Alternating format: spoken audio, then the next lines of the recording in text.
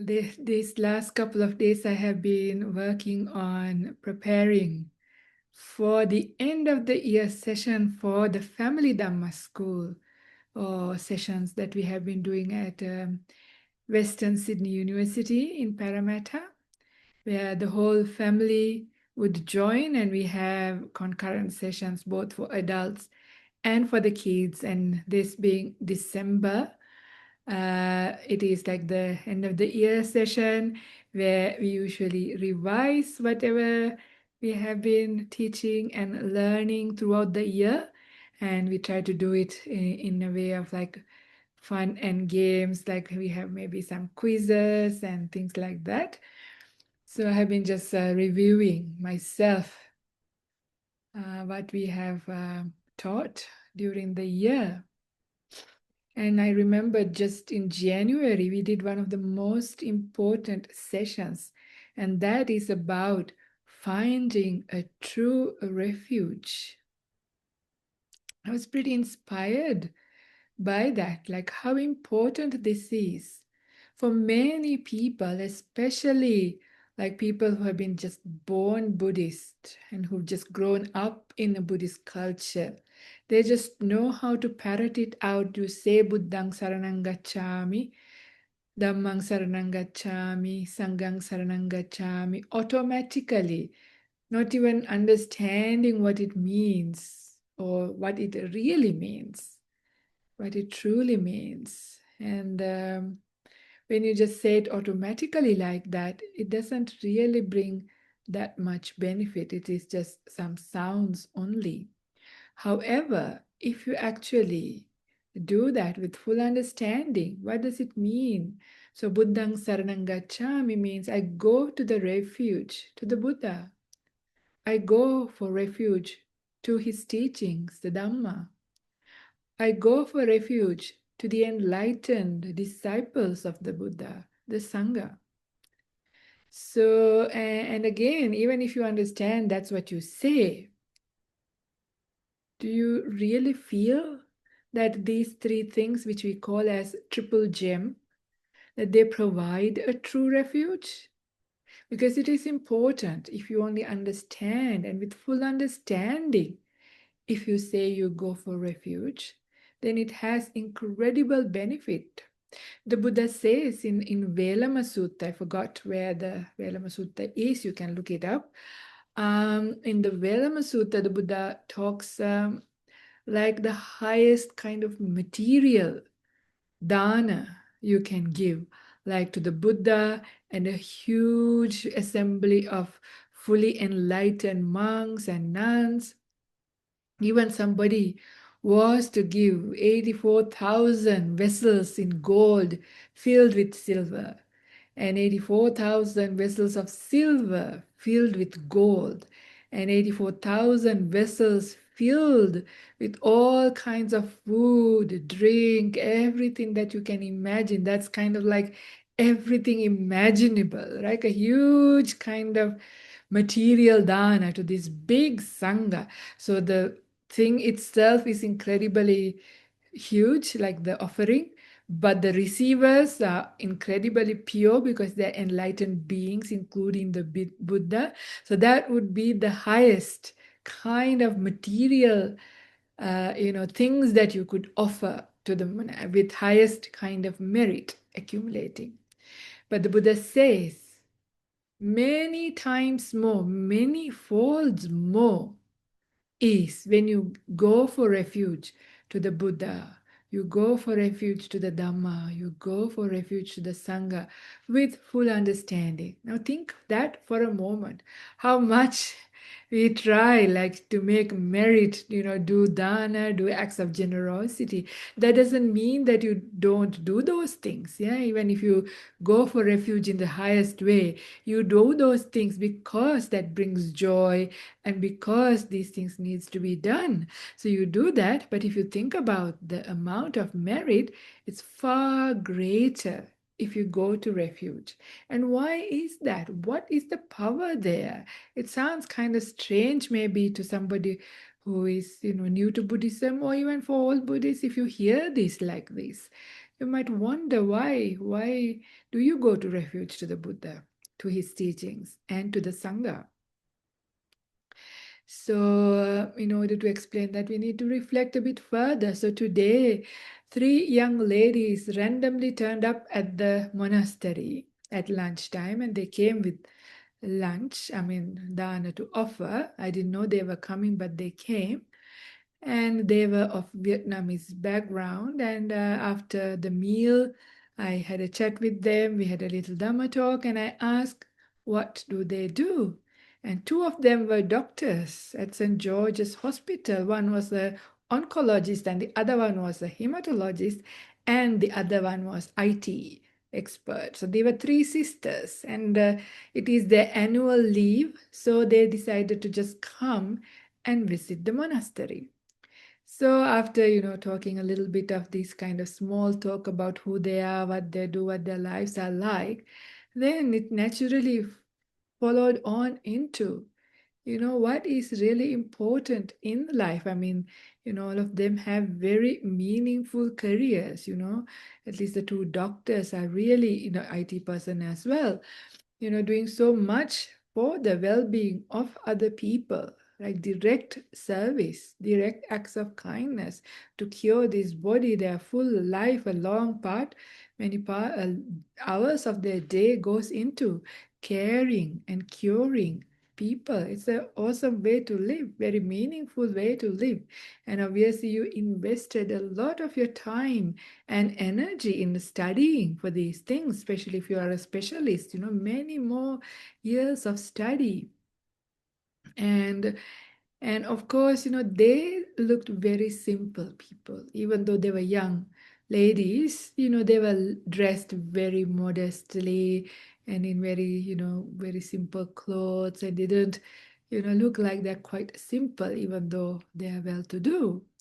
But when we look into to the world, very many people invest a lot of time and energy in a lot of material things, like, nice dresses, makeup, hairstyles, shoes, handbags, going on holidays, right? So lots of these kind of things, people just spend a lot of time in seeking some kind of happiness, especially when there is suffering, like when there is difficulty.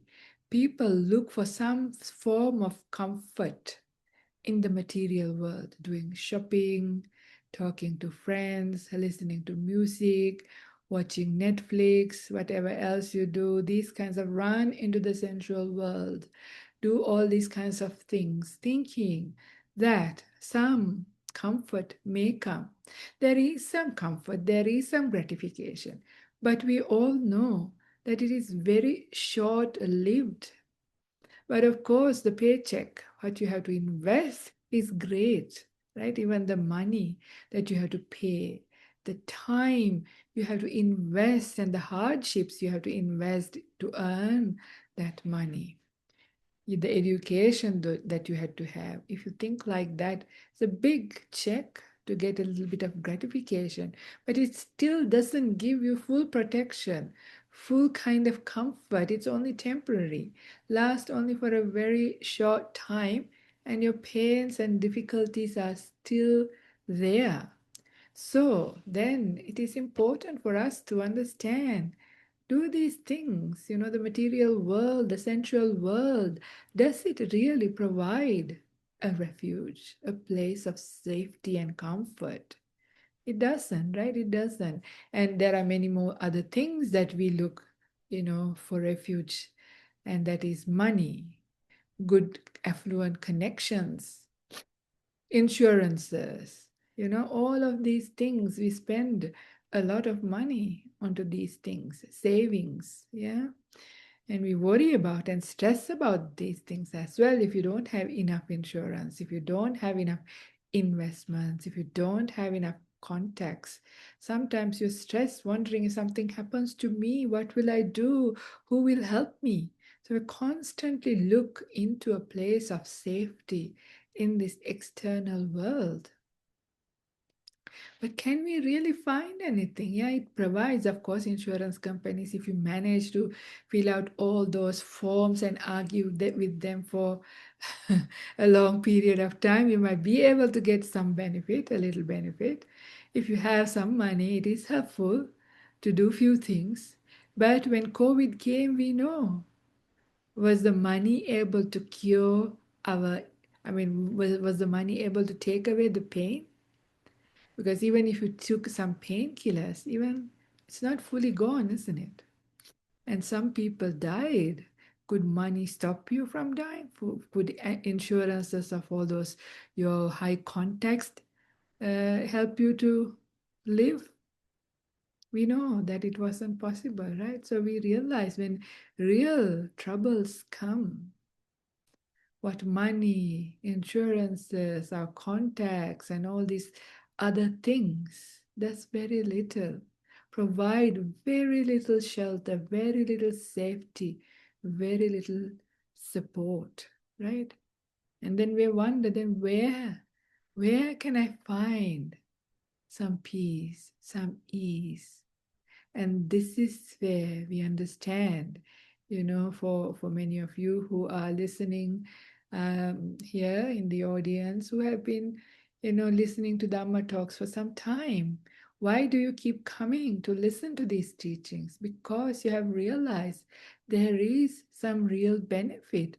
These Buddha's teachings, these wisdom teachings really offer something very special, something that is helpful to cool our minds, yeah, to make peace, to comfort us at times of difficulty.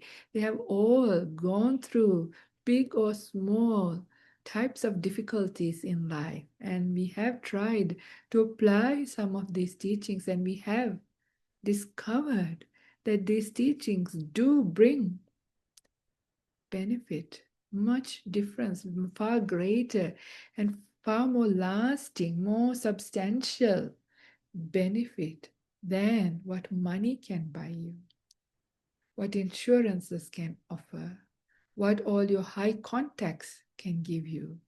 We know when you know how to deal with this mind, because the mental pain is more, right? Even when we have physical pain, of course, there's not much anybody can do. Even the medicine that we get can only help 30%, right? This is proven scientific information now.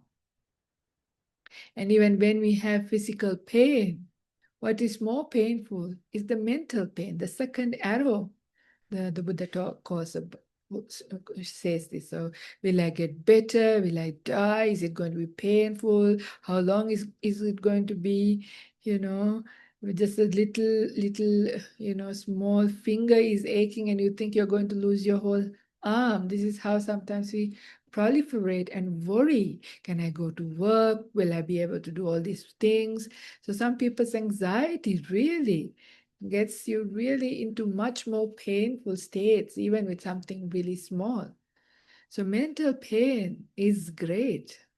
However, the good news is, while teachings or medicines or anything can do very little for the physical pain, the mental pain can be fully 100% taken care of with these wisdom teachings. If you know how to direct the mind in a skillful way, in a wise way, aligning the way you look into the world with the way the world is, then that brings peace, that brings clarity, that brings calm. You're able to be content, you're able to sail through life, sail through the storms of life in a composed and steady way. Yes, the boat might shake a little bit, but you will still come out from the other end in fully intact and still remain peaceful.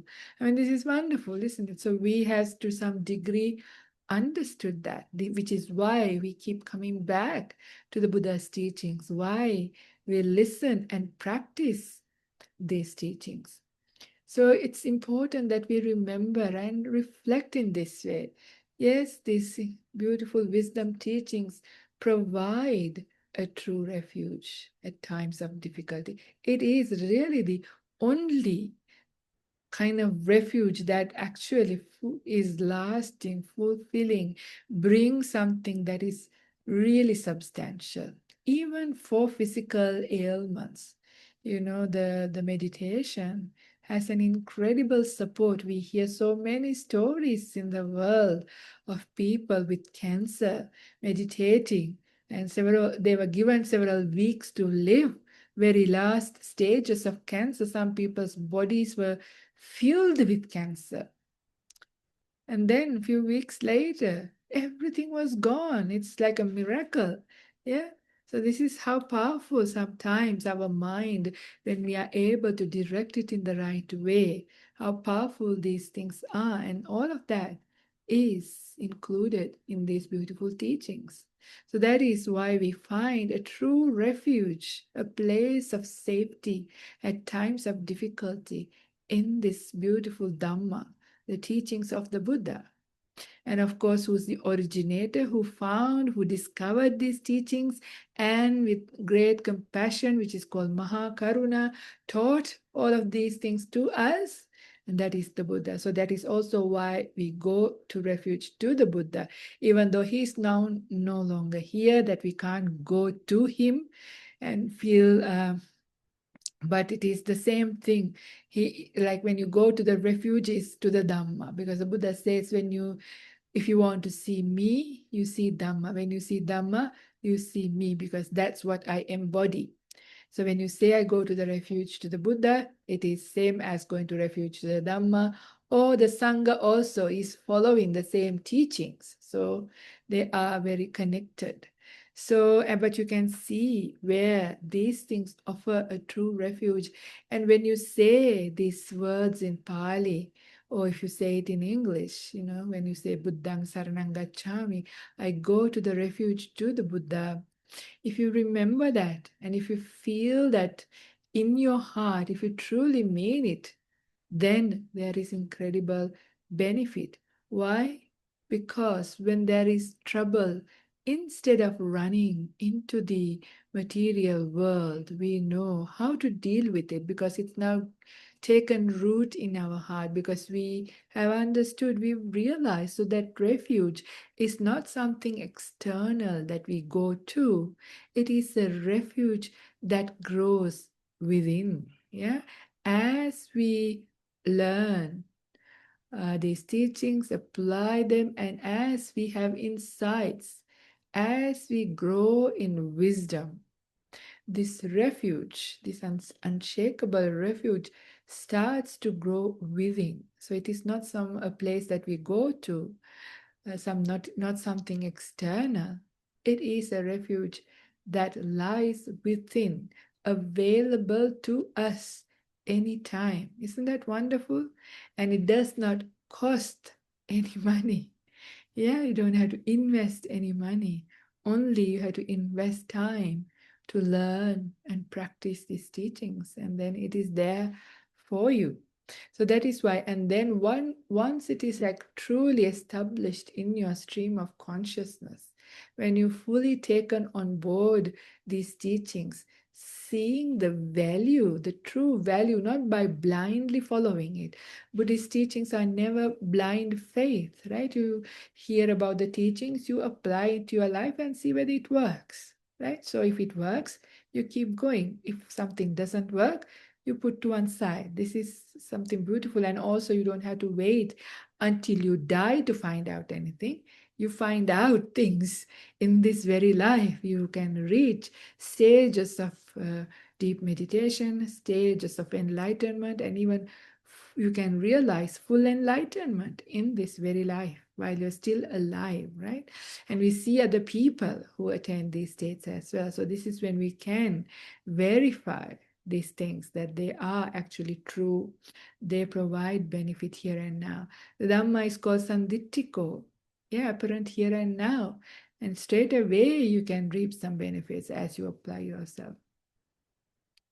So when that confidence, that faith, that very strong faith and confidence grows inside, it gets really imbued into your stream of consciousness. So if you don't reach full enlightenment in this life, wherever your stream of consciousness goes, it carries with it that Dhamma as a refuge. So you will remember that you will come around. I mean, many people I say in this audience, not everybody was born into a Buddhist background, right? There are many people who will be listening to this talk, all walks of life, in all different countries, in all different cultures, yeah, from all different backgrounds. How did you all end up? Even look at Ajahn Brahm. Where was he born? Like, in UK, far away from Buddhism. Where was Ajahn Brahmali born? Yeah, and how? What took them to the Dhamma at quite early age? Yeah. What took them? That's because in the past lives also they would have found these teachings as a true refuge. They have practiced these things and benefited and grown from it. And that's why it's not just a refuge in this life, it is a refuge when death comes and after, beyond that as well. So it is really important to understand the power of taking refuge in the Noble Triple Gem, that what we call. Right, so some people like to do this chanting, which is quite a easy, very soothing chanting when you say Buddhang Saranang Gacchami, Dhammang Saranang Gacchami, Sanghang Saranang Gacchami. It's very beautiful, very soothing, but if you also have that meaning in there, it's very powerful. It has that kind of protective ability then because of that.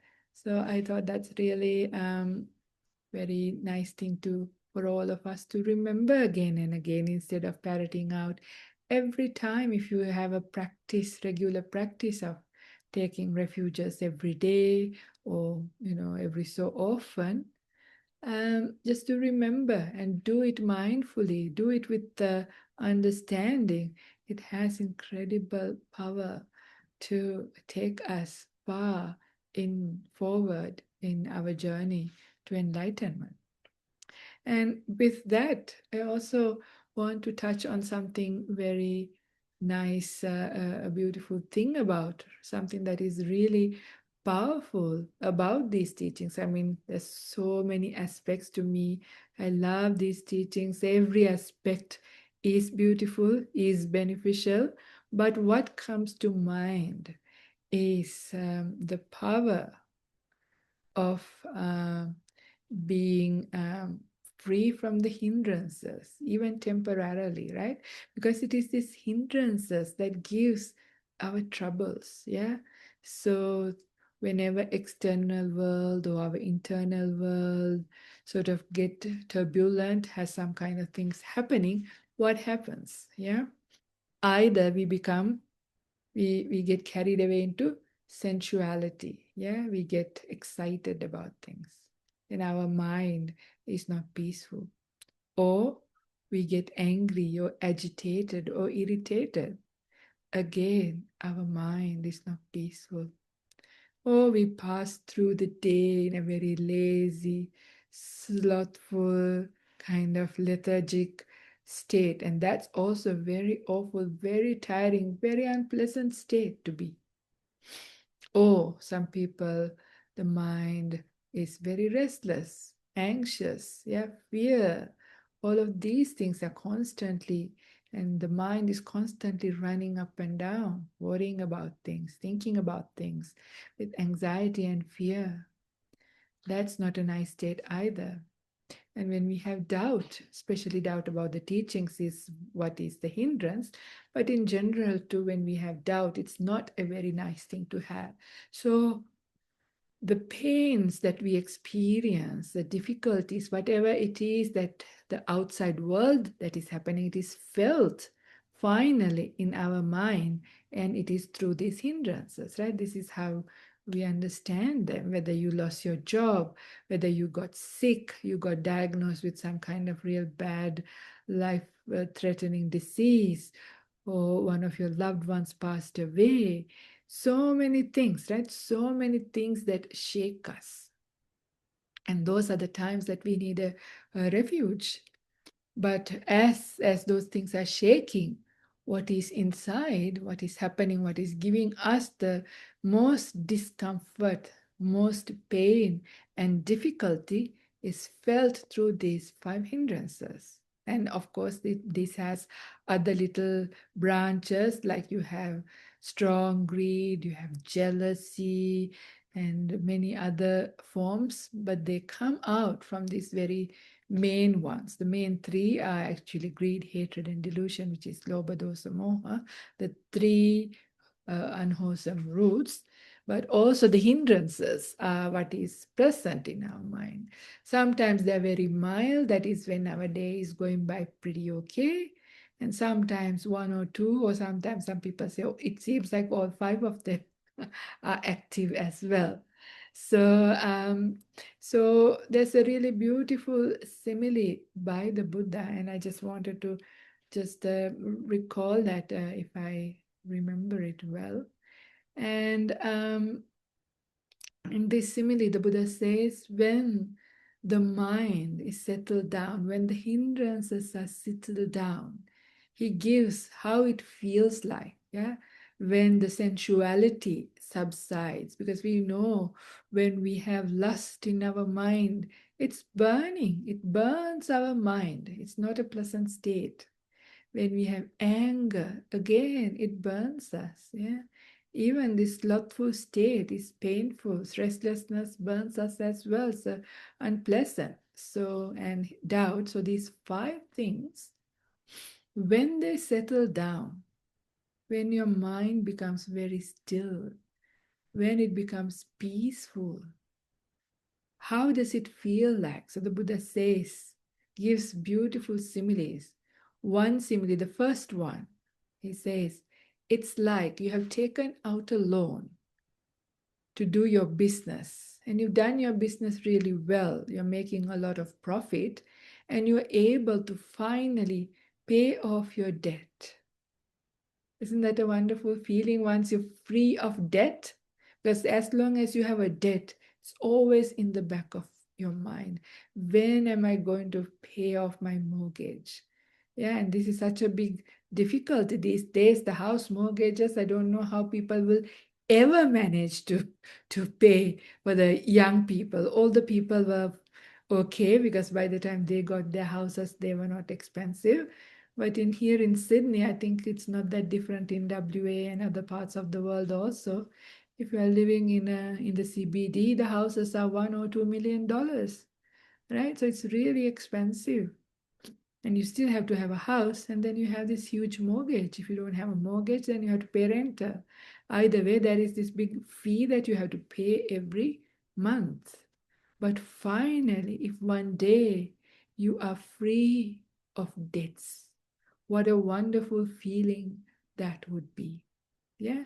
And this is, and it is also sort of there is five similes. There are five similes that they are also aligning with the five hindrances.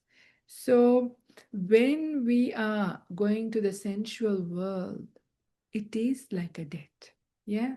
Everything is borrowed in the sensual world. Nothing really belongs to us. Yeah. Nothing is ours. It belongs to the nature. Everything is borrowed goods. This is another beautiful simile by the Buddha about the sensual world. Everything we have is not ours, including this body. When death comes, we can't say, if this is my body, I should have full control and decide when to die or not to die and stay mortal, right? Immortal. But we can't do that, right? Everything we own left behind, showing that they were not ours. But it's also like a debt because that's why. So once the hindrances that go down, when the sensuality settles down, it's like you have paid off a debt and you feel so free. And the second one, if I remember, the second one is it's like you have been really sick with full of aches. If you remember the last time you were sick, headache, body ache, so much ache and feeling really lack of energy, right? Really awful state to be when you're sick, especially if you had a bad flu. It takes a long time to recover.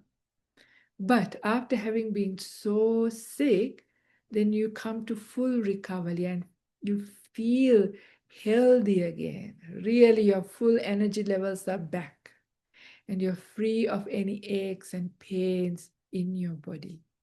How does that feel? Awesome, isn't it? So this is like when the second hindrance, when ill will, negativity, anger comes, it's like a disease. It's like an awful flu, worse than that. Yeah, the feeling that comes with it. It's like you are really, really sick and suffering. Yeah, worse than the physical sufferings when you have anger. But when the anger subsides, becomes still, it's like you are now free from sickness, that awesome feeling you feel. So that's really, Buddha's similes are incredibly beautiful, right? Really, really beautiful. And the third one is like being free from prison. Yeah. So if you were in prison a long time, you're very confined, right? It's not fun to be in jail. You're not free. You're in a very constricted place. And this is like when you have sloth and torpor. Yeah, you are really trapped in a very constricted, dark, low energy mind. This is like being in prison. Yeah, being in prison is compared to the sloth and torpor by the Buddha. And when you're free from jail, freedom, finally, you can go where you want, do what you want, you're so free. So it's like when the third hindrance goes down, it's like being free from prison. And the fourth hindrance, it's like being free from slavery. I don't know in this day and time we can understand this, but if you have seen some documentaries about, slavery in the past, it's no fun to be a slave, right? You're under the command of somebody else. You have no choice in what you eat, where you go, whether you can stay home when you're sick, nothing like that. When you're a slave, you just got to work really hard. You have no freedom. It's actually worse than being in the prison, right? Being a slave. So this is being a slave to your restless mind. Yeah, your restless mind running here and there. It's like being a slave. And then when that restlessness settles down, it's like you're being free from slavery. What a wonderful feeling. You're released. You're no longer a slave of anybody. Imagine for that. Yeah. Imagine for a moment. It's how wonderful, how awesome that feels. And the last one, it is like you're crossing a very hot, harsh desert. Like no water, no food, really hot, really painful, difficulty, and you don't know where you're going. You're lost. You're lost in the desert. And then finally, you reach the other side. You reach an oasis or a village where you can find water, food, medicine, shelter, some place that is cool, relaxing, and restful. So, this is when the fifth hindrance dies down, and it is like being free. So, imagine when our hindrances are there in the mind, it is like we have these things, like we are somebody who has a big debt, we are gravely ill, we are in jail and a slave at the same time and trying to cross a desert. Yeah, how awful are these things, and how amazing and wonderful when our mind is free from this.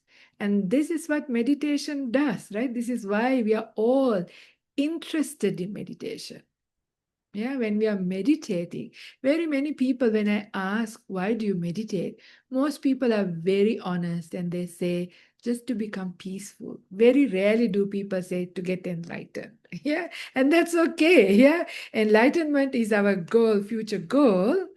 However, at the in the here and now, the most important thing is the peace that it brings, right? The peace that it brings is so very important. And this is the kind of powerful peace, like being free from debt, free from sickness, free from jail, free from slavery, free from being lost in the desert, right?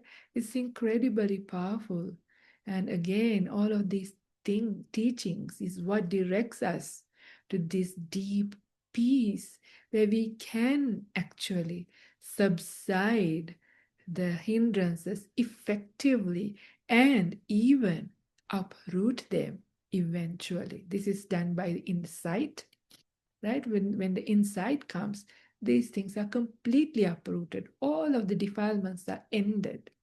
They come to cessation. Yeah, isn't that amazing? Isn't that wonderful? So this is what these teachings are. This is the power of this teaching. And even to small degrees, when we are in difficulty, either because of our desires or because of our worries, because of our anger and irritation, whatever it is, when we are struggling, if we know how to direct our mind in a wise and skillful way and make peace and allow the mind and body to become peaceful, that is where you find a really cool, nice, beautiful refuge, right? This is why it is so powerful sometimes to reflect in these ways. Yeah, these are not very deep Dhamma. I mean, I could talk deep Dhamma and really get into the nitty gritty of dependent origination. That's also fun sometimes, but much more helpful here and now, much more soothing, brings results to our difficulties, pains in our life is some of these very simple teachings, simple reflections. My job is to remind whatever you already know because we forget, our mind forgets to do these things. But the moment you do it, see how you feel now, just the way that I directed this talk, even my own mind, I felt so really beautiful, so appreciative, and I have so much gratitude coming out in my heart for the Buddha. And also, I know the best way that I can pay off my gratitude, even though he's not here. He says the way that we can pay his, gratitude is by living these teachings, practicing these teachings. That is the way that we can pay off. So, and even for any of the living teachers that you may have, and they too deliver these teachings, they just pass it on. And if you have any gratitude to any of your teachers, again, the best way to pay off is not by giving them gifts and things like that, but rather because most of these teachers don't need anything. They live very simple lives and they have their basic requisites met. But what gives them most joy is when they see that whoever who they taught is actually reaping some benefit. They're applying these teachings.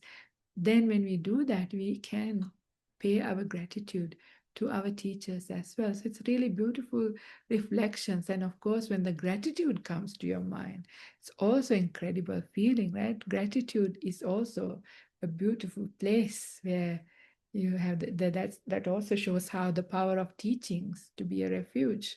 Mind with gratitude is pretty protected mind. You can see how your mind is quite strong in the kind of in the right kind of way. It's gentle and soft and strong at the same time. Yeah, it's gentle and soft, but with kindness and affection and all of these beautiful qualities, but yet strong in the sense it has this resilience coming through wisdom. It can stand through the storms of life. So, this is what happens to us when we awaken this inner refuge within us, a place of safety within us, the only place, only reliable place where we can look for some safety that is within us.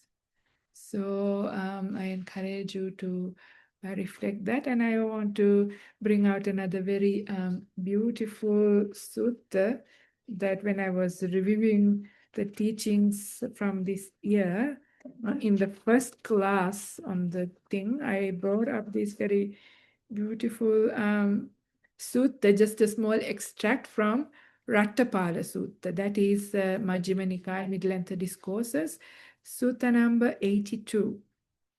This is like a little bit summarized version, not reading out from the book, but rather a more summarized version, just to bring out. It is called it is showing, in one part of the sutta, it's showing the 4 summaries of the Dhamma. Just to give a little bit of background, this Rattapala is the name of a young man who became a monk. He was born to a very wealthy family. He was good looking, well educated, intelligent young man. He had everything. He had beautiful family, loving mom and dad, relatives, everything. Like everything he wanted. He had everything. But one day he went to listen to the Buddha's teachings, and after having heard some teachings, some very powerful teachings, he realized that, he wants to become a monk. But of course, his parents didn't want him because for them, they didn't want to lose their child. Yeah. So but with after much persuasion and difficulty, this Venerable Rattapala, the Rattapala becomes a monk and becomes a venerable. And um, then he practiced very diligently, and in no long time, the sutta says, maybe a few years later, he becomes fully enlightened. And after his enlightenment, he comes to visit his family. And there's a whole big drama and another very beautiful set of teachings that happens when he visits his family. Just for the just for you to know, the mom and dad still tries to bring him back, tries to get him to disrobe, brings out his wives. Those days they have many wives. The many wives dressed up nicely, trying to sort of get his attention, get him back. It's kind of very funny. And he calls them sisters, and they faint. The wives, and when their former husband calls them sisters, he faint. And then there is, calls them, they're like, these made up kind of puppets or something. It's a really powerful teaching there, but that's not the teaching that I'm going to be bringing out here. So that's just a bit of a background, but read that sutta. It's kind of really entertaining. It has got beautiful verses, but very powerful teachings. So after that, after he's had his meal, or actually he didn't get the meal there because they tried to do this and never fed him. So he goes to a park nearby, which happens to be the King's Park, and he was resting there. And the king, Koroveya, I think his name was, um, hears that Venerable Ratapala has come. And he was very curious because even the king knew the drama of his going forth, how difficult, because he was fasting like for many days to get his parents' approval. So it's a very dramatic story. But anyway, so even the king knew. So he even was very curious. So now the king had the opportunity to meet Venerable Rattapala and ask from him, directly from him, why did you become a monk? At your young age, when you had your black hair, young, fit, healthy, good looking, intelligent, have a lot of wealth, have all these relatives, with all of this, why did you become a monk? What for? So, so this is the part that I want to read out. So this is what the king says. The king says, Master Rattapala, people usually go forth only after suffering loss. Loss through aging, loss through sickness, loss of wealth, or loss of relatives. But you have not suffered any of these. What have you known or seen or heard that made you go forth? Then Venerable Ratapala replied that he went forth because of the four summaries of the Dhamma taught by the fully enlightened one. So when he went to listen to the Buddha, these are the four teachings that he received, and these are the four teachings that inspired him very much to leave all of that and become a monk. The king then questioned each point, and Ratapala explained them through the king's own experience. So the first one, so the four things are: life in any world is unstable. It is swept away. So the first one is life in any world is unstable. It is swept away. The second one, life in any world has no shelter, no protector. Yeah, no refuge. Life in any world has no shelter, no protector. The third one, life in any world truly belongs to no one. All must be left behind. Yeah, nothing belongs to you. All has to be left behind. And life in any world is incomplete, insatiate, driven by craving. That's the fourth one. Quite powerful, quite beautiful, important to remember. Four summaries of the Dhamma. So the first one. So life in any world is unstable, is swept away. So this Venerable Ratapala asked this set of questions to the king. Great king, when you were 25, strong, skilled in riding, archery, and battle, were you unmatched in strength? The king admitted he was. Then Ratapala asked, and now at 80 years old, are you still the same?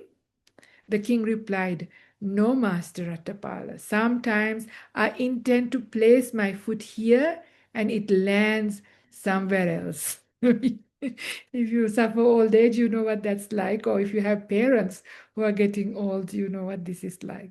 Ratapala said, this is exactly why the Buddha taught that life is unstable and swept away.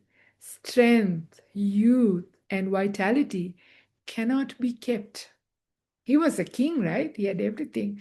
But even he could not stop old age. So this is the powerful idea, right? Life is swept away.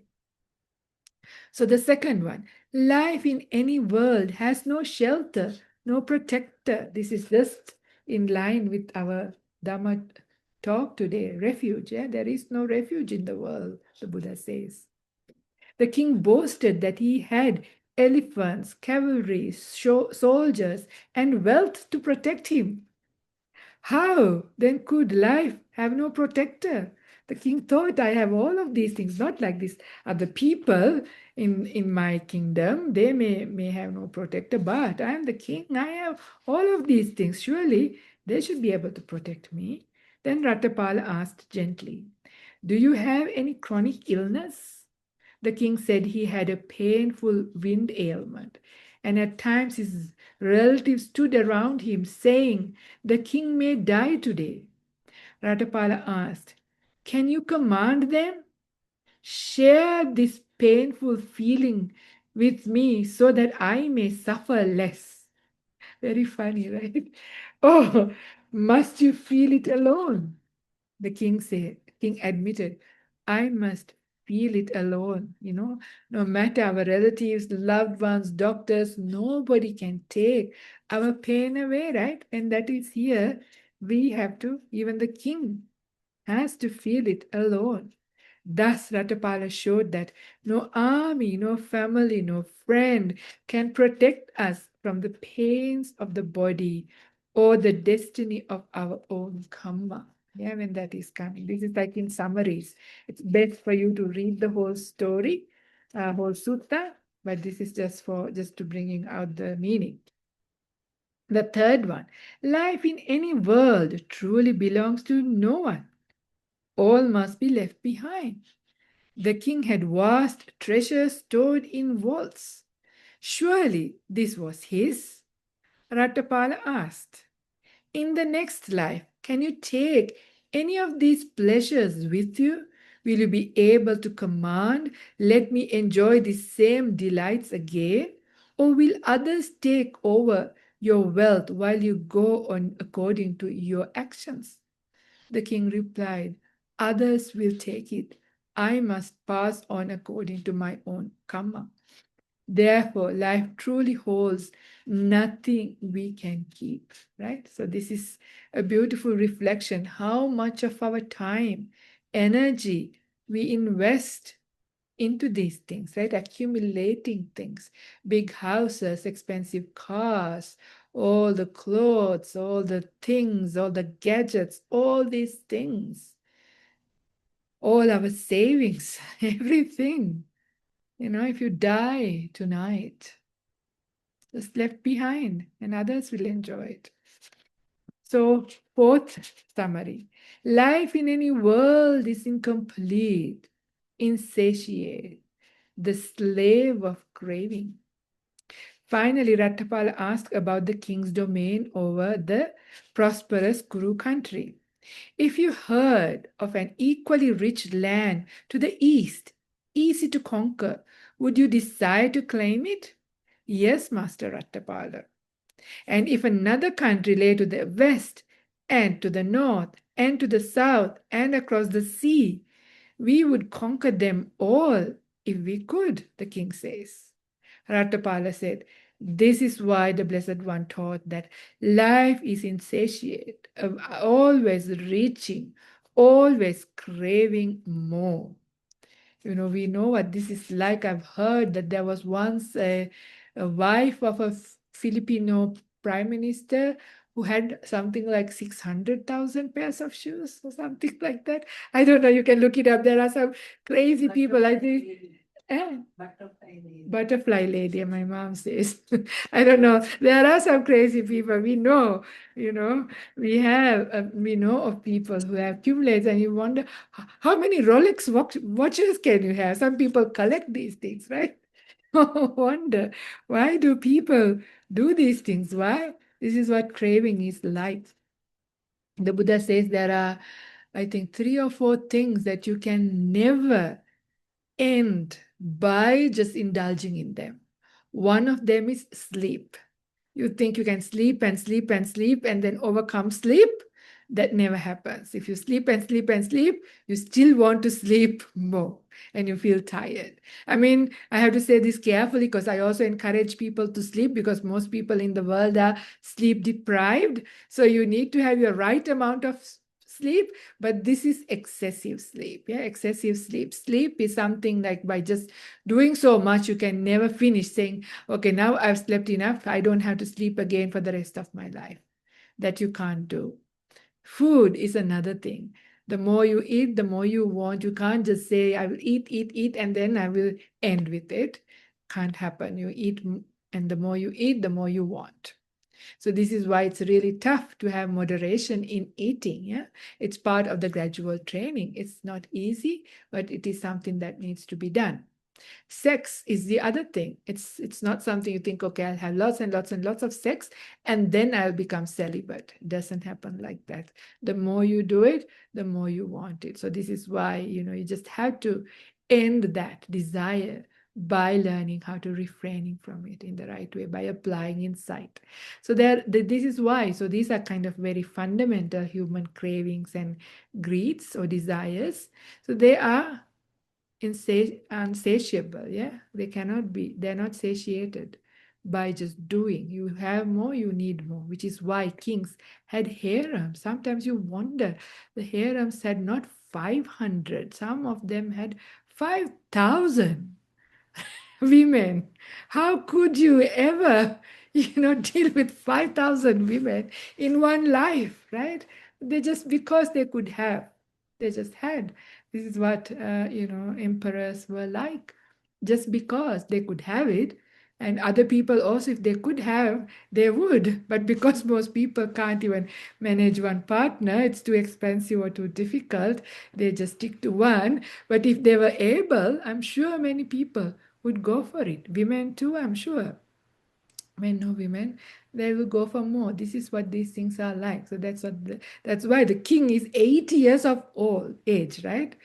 Don't have much, already very sick and dying any day, and still, if there was another country to be conquered easily with all that wealth, he wants it. To the east, to the west, to the south, in all directions, more, you will have more. This is why the world, there is wars, right, to take over countries. It's never great, the greed, yeah. So it's interesting.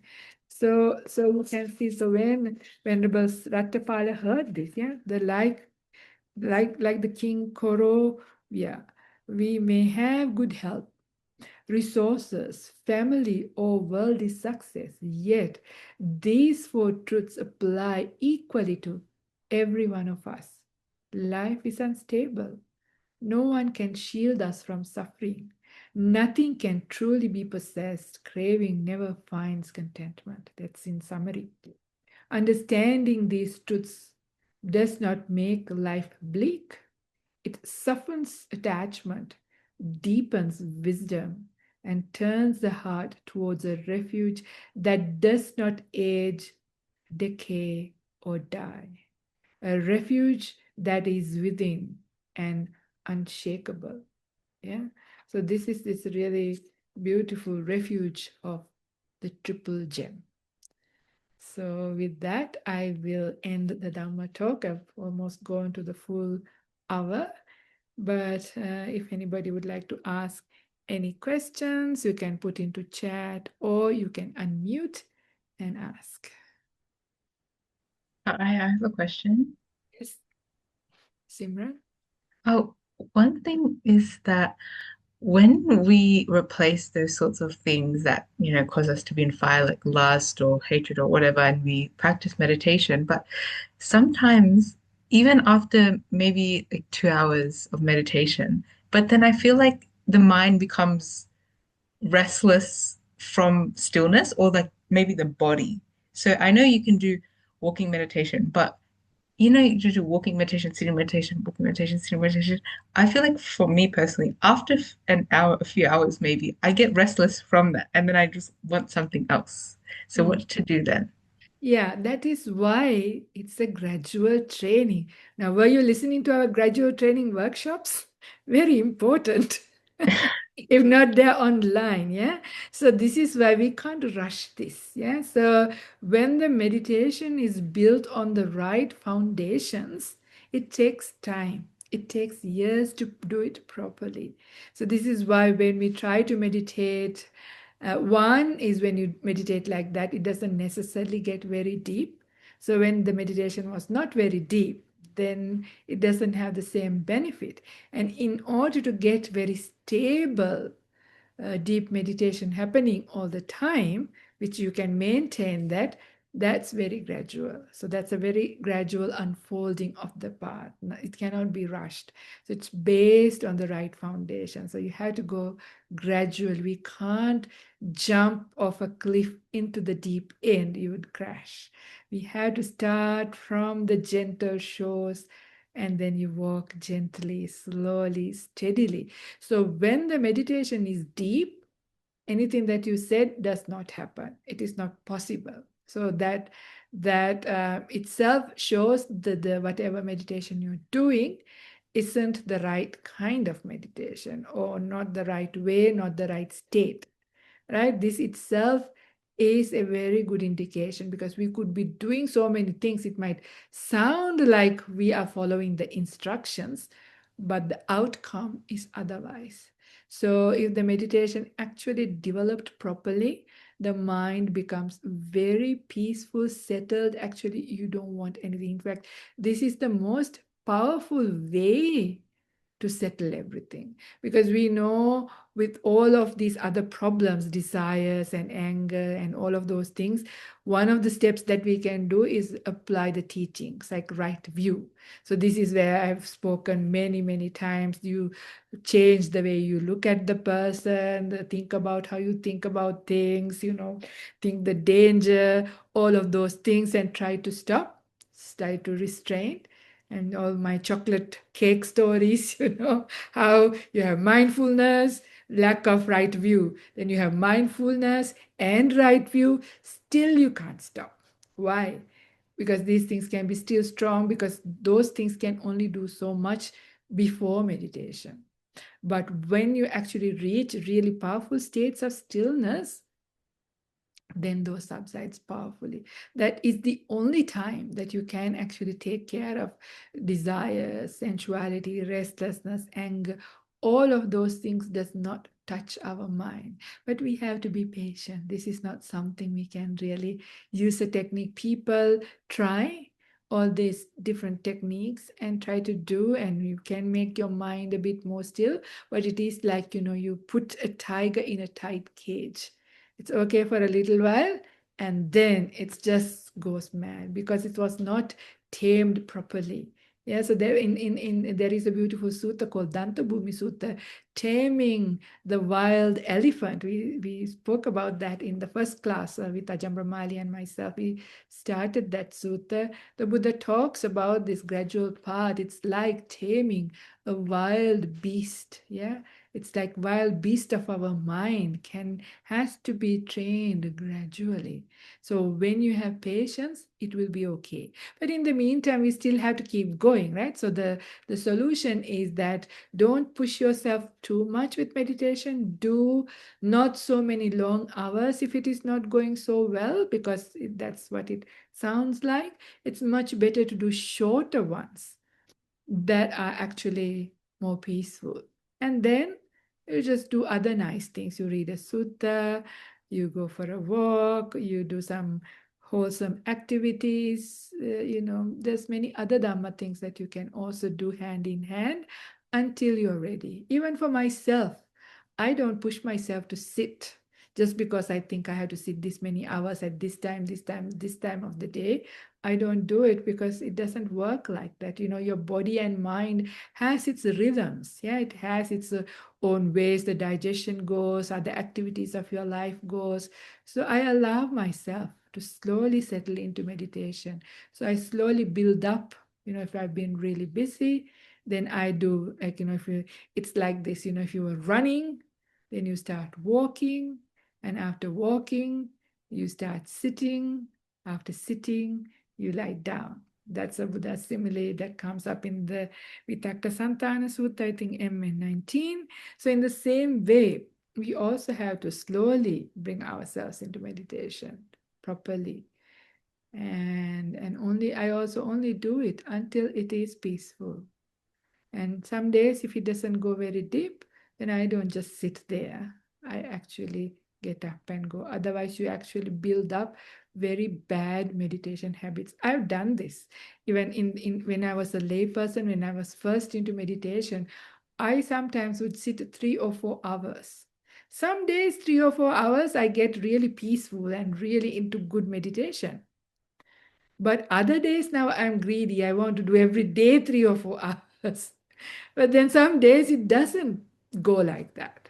I still sit, and then I have this kind of outcome also. I become very restless afterwards. So later I realize that's not the way to go. 3, 4 hours, if it happens naturally and you become very peaceful, your mind becomes very powerful, and actually you can see your hindrances are gone for a long time.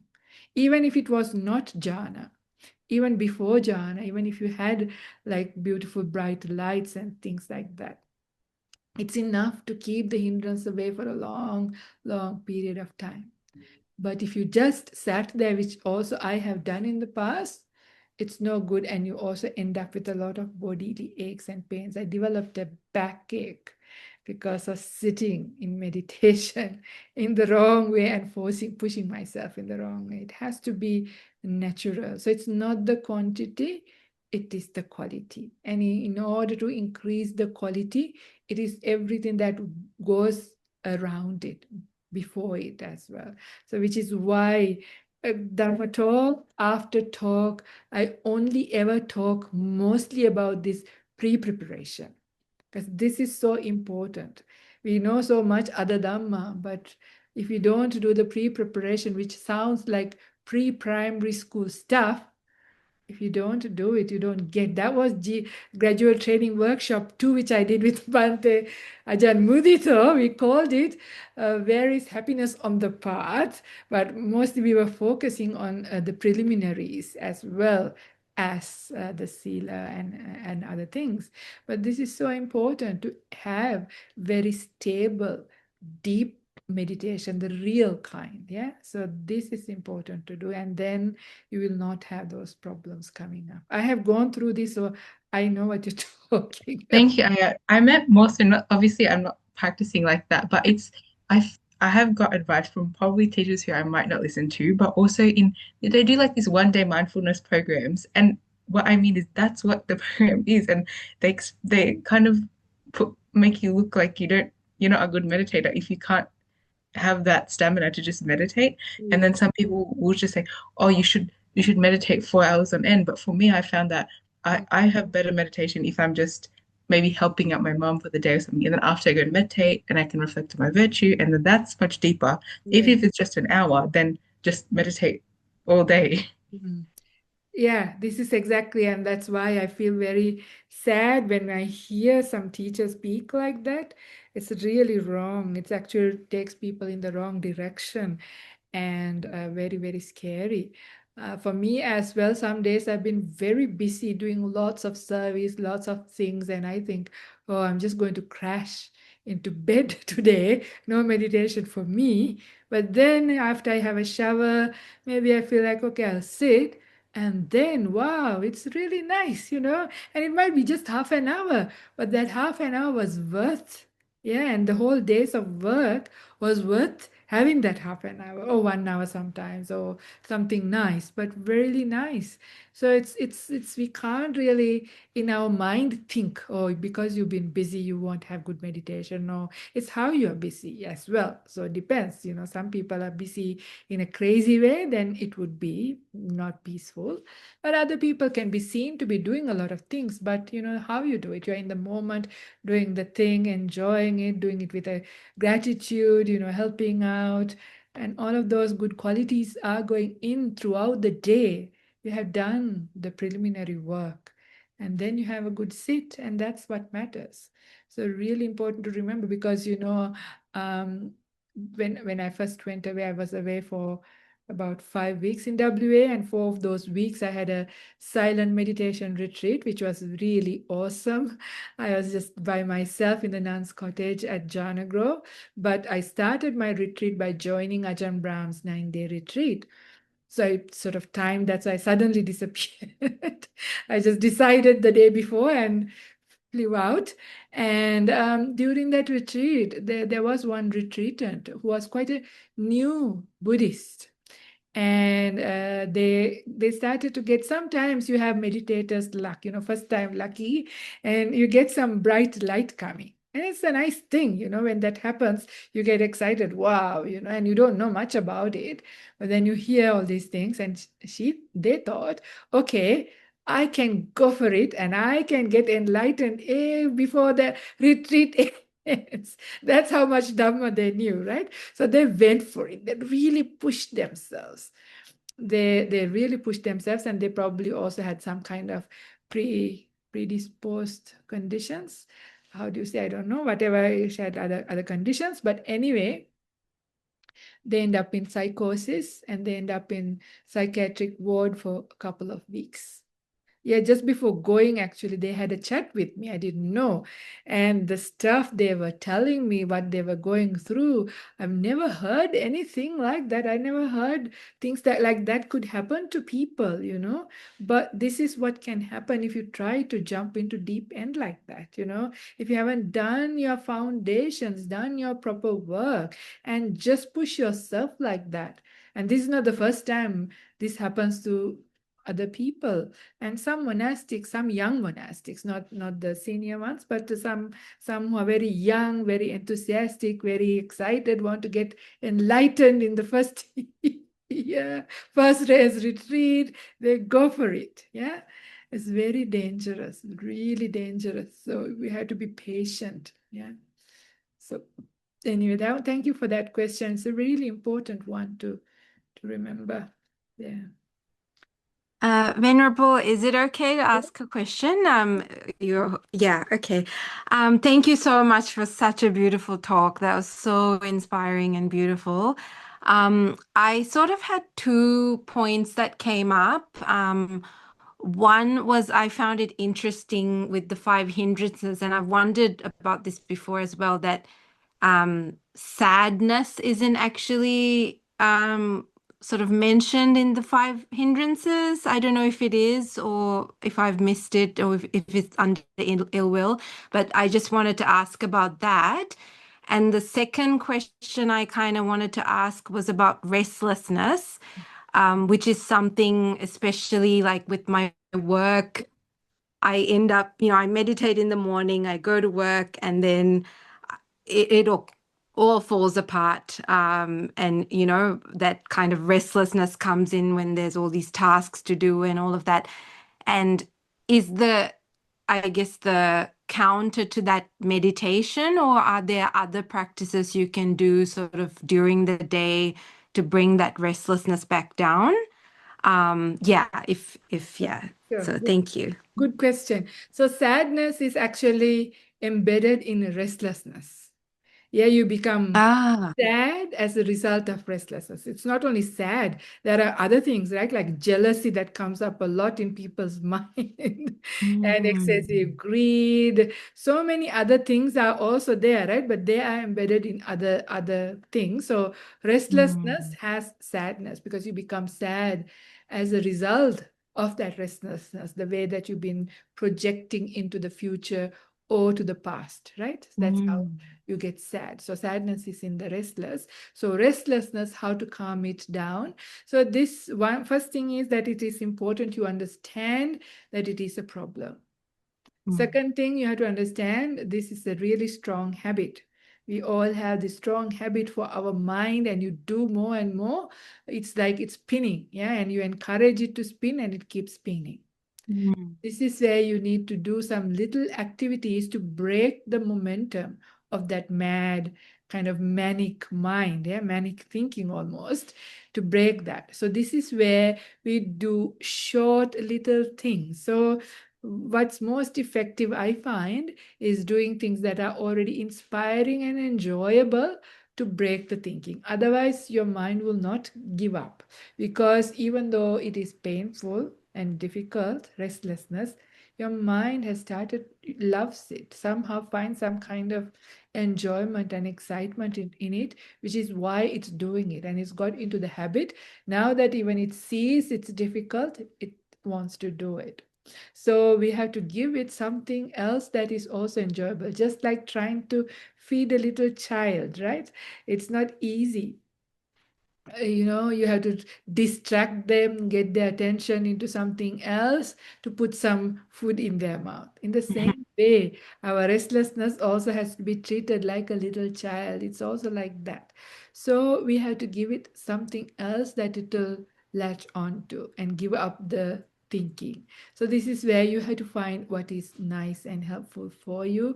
Like for me, I find if I go for a beautiful walk in the forest, or in anywhere you can find, into the beach or wherever. So it is pleasant, it is enjoyable, and there are nice things to look at, right? There's the waves or the wind on your face, or if you're in the forest, you see little insects, the trees, the flowers. So instead of thinking, you pay attention to those things, right? So Mm. then you are here with an activity and you're fully there, but it's something you like. So if you like nature and going for walks, going for hikes is really great, because you have to also be a little bit mindful.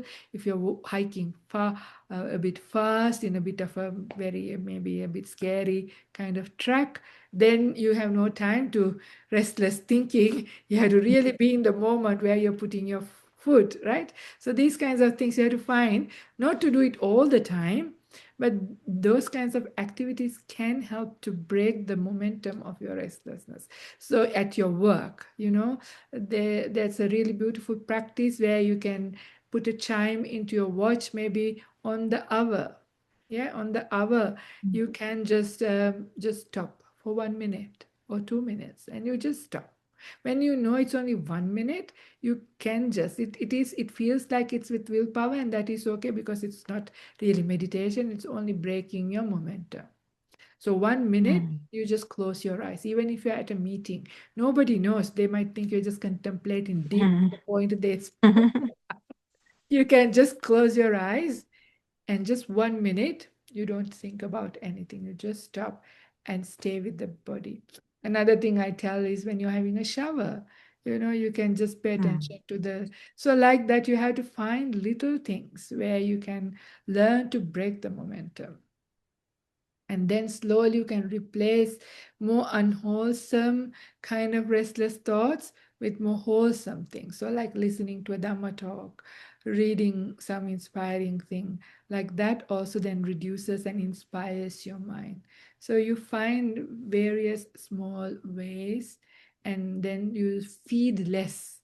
So, when you catch yourself going on and on and on, you need to sort of get up. It's very helpful to get up and walk away from the place, because when you're in the same spot, it tends to just keep going. The moment you wake up, start walking and moving, it gives some kind of openness to sort of make a change. So this is what I can offer. You have to try what works for you. There's much more, many ways that you can do. You can be creative and let us know next time what works. Yes, thank you so much. Thank you. Okay, all right.